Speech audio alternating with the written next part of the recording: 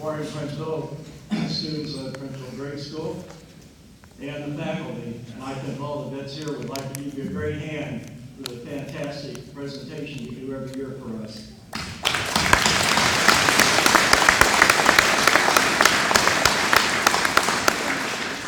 A special welcome to all the veterans, their families, and friends this morning.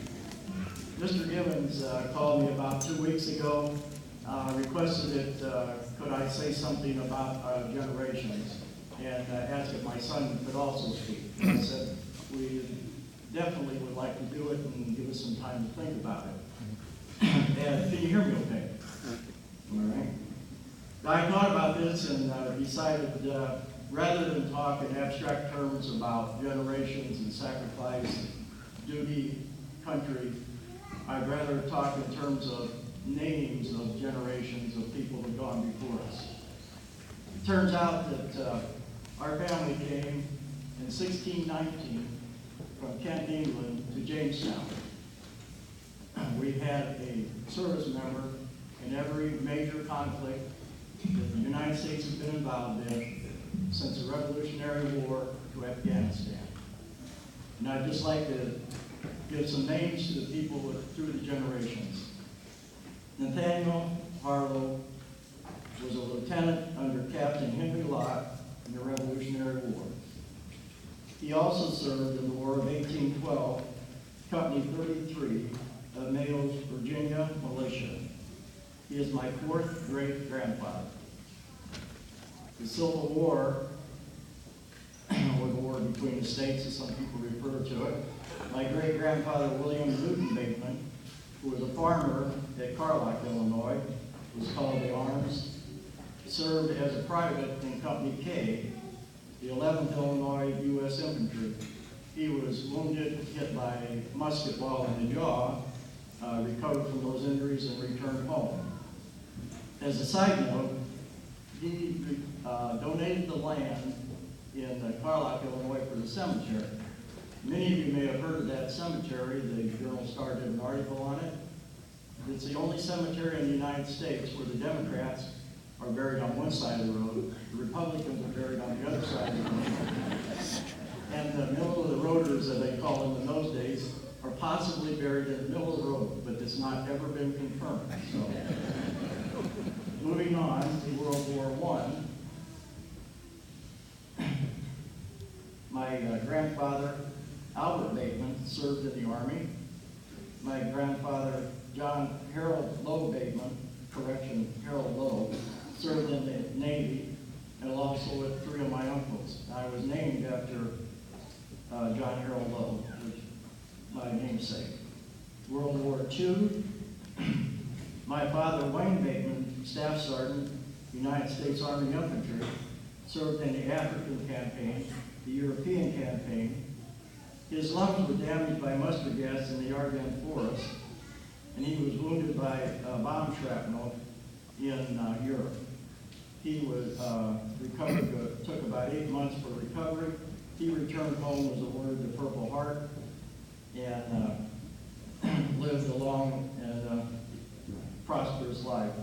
In addition to my father, I had 9 uncles served in World War II. One of my uncles, I'd like to name 2 of these uncles. One uncle was Jerry Coyne, was a Navy corpsman assigned to a hospital near Hickam Field in Hawaii on Pearl Harbor Day, and he was a corpsman. My uncle Harold Lowe, which was my grandfather's son, served in the South Pacific, was awarded a battlefield commission as a second lieutenant, was awarded the Purple Heart and Silver Star. He was a captain in an infantry unit when the Korean War broke out, and his unit was immediately activated and sent to Korea. He received 2 Purple Hearts and a Silver Star in Korea, and he never really recovered from those injuries and died soon after he came home. Brings me to Vietnam. I was drafted in 1959, was commissioned an officer in May of 1962, and was deployed to Vietnam in 1966 and 67. I retired from the military in 1997 with 26 years of accredited service. Tony and I, most of you know my wife Tony, have raised 3 children here at Princeville. Shannon Trone, and our daughter, and Jack live on the edge of town with their 3 children. I also have 2 sons, and both of them have served in the military. Sergeant First Class Daniel Bateman, United States Army, retired with 24 years active duty. He retired in 2005. He was employed 9 times to combat zones throughout the world. You may have heard of some of these areas. Areas such as Somalia, Iraq, Kuwait, Saudi Arabia, Macedonia, Bosnia, Mogadishu, Desert Storm, and Desert Shield. He was a maintenance tech on helicopters most of his life, was a door gunner on Black Hawk helicopters, and during the Iraq Desert Storm, Desert Shield, he flew medevac as a crew chief out of northern Iraq and doing both medevac evacuations and emergency extractions of downed aircraft pilots. He currently works for a civilian contractor at Fort Rucker, Alabama. He is an information technology manager overseeing their computers to teach individuals in the military how to fly helicopters. Many of the skills that he learned or was taught during his military career and college education has benefited him well in the job that he's doing today. Now I'd like to turn the podium over to my oldest son, Lieutenant Colonel John F. Bateman, United States Army Artillery, retired, and he can render a few comments about his military service and what the military has meant to him. Colonel.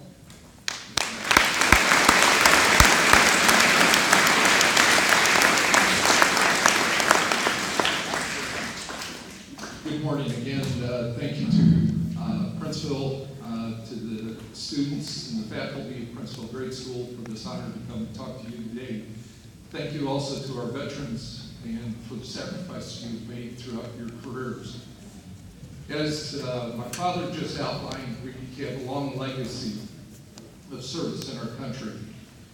And I was acutely aware of that even as a child.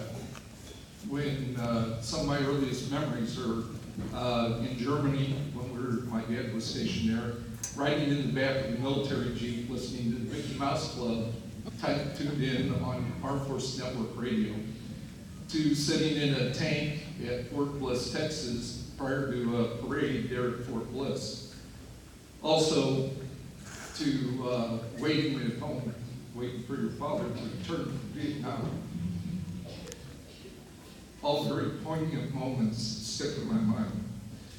During that period, I was also very aware of where he was at, and that legacy, kind of builds in your mind. And even as a first grader, knowing that my father was a captain, my mother was going through and found some of my old grade school papers when I was in first grade, and many of those were signed Captain Bateman. I wouldn't use my first name, I just signed Captain Bateman. So even back then, I think my destiny was before me, and I just didn't know it. But as you grow and you get in your teens, you kind of separate a little bit from your legacy or what you know of your legacy. And my brother, when he went in straight out of high school, a lot of people would look at me and say, "Aren't you the one in the military?" And I'd say, no, I was the smart one.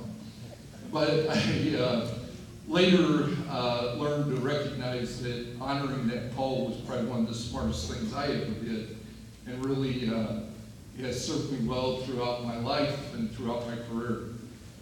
That legacy became even more poignant because then when I entered service, I went in as an enlisted soldier. I worked on attack helicopters for 3 years on active duty, transitioned out of active duty and went to Bradley University and went through and got my degree and also my commission through ROTC. That legacy became even more starkly in contrast when I was at Fort Sill, Oklahoma, going through my officer basic course. At Fort Sill, there is a museum there to those who went through officer candidate school. One day on a weekend, I happened to take a break and toured that museum, and staring out from one of the photos, of class 3-62 OCS was my father. So it's interesting to see how that legacy builds, because his class was 3-62. My class as a second lieutenant and officer basic course was 4-92. One class later, 30 years later. And again, as I came back from officer basic course, my father, he had a break in service for 17 years.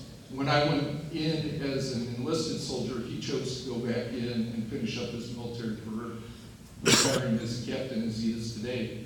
But when we were out in the field on exercises, what a great opportunity as a field artillery officer. You know, it's fun to go shoot big guns and make things blow up, because that's a lot of fun.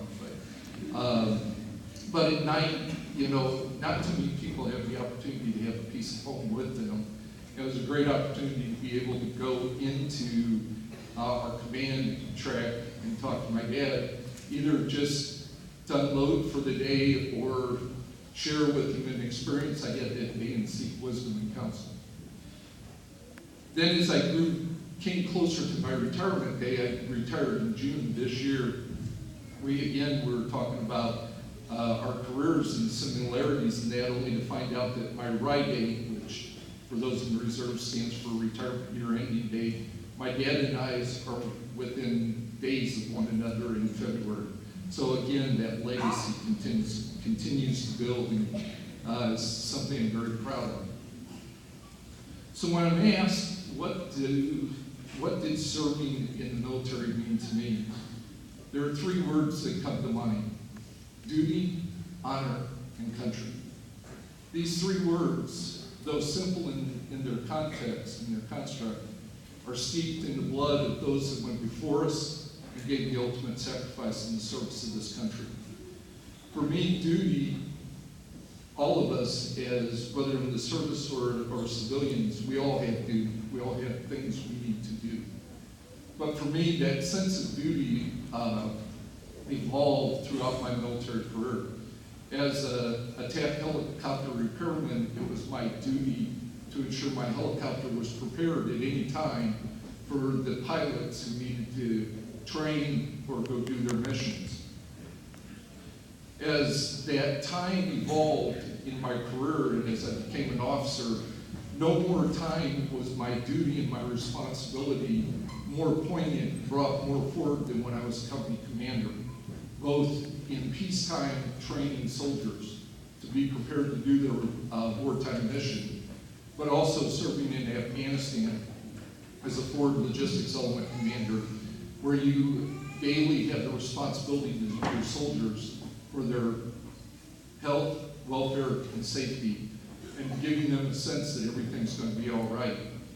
And it was through those times when it looked dark or things didn't look so well that I would remind my soldiers often that if you only knew how many people around the world were praying for you and for your safety, that it helped us get through that. By God's grace, I brought all my soldiers home unharmed. When I think about honor, honor is not just what we do today in terms of honoring our veterans. It's a way of life. It's a mindset of how you go about your life. Many talk about entitlement in that sense of that. But if we went about our lives with the sense of honor and how we serve others, that sense of entitlement would go away, and honor would replace us in terms of how we would go about our daily lives and honor those around us and look for ways of how we honor and serve others. And I would challenge all the students in here today, when you hear the Star-Spangled Banner play, honor that flag. Rise to your feet. Cross your heart. Many people gave their lives so that you have the right to do that very act. And then finally, country. Country, I love this country. I tell you what, I have been blessed and honored to live and visit a number of countries in my life, both with Caterpillar and with the military. And I can tell you that I have seen firsthand rights that others do not enjoy that we have. And we take our rights and our freedom so much for granted. And I would hope and fervently pray that God Bless America would continue to ring in our hearts, that God Bless America would continue to ring in our schools, that God Bless America would continue to ring in our homes, and that God Bless America would continue to ring across our country forever. Thank you very much for your time today.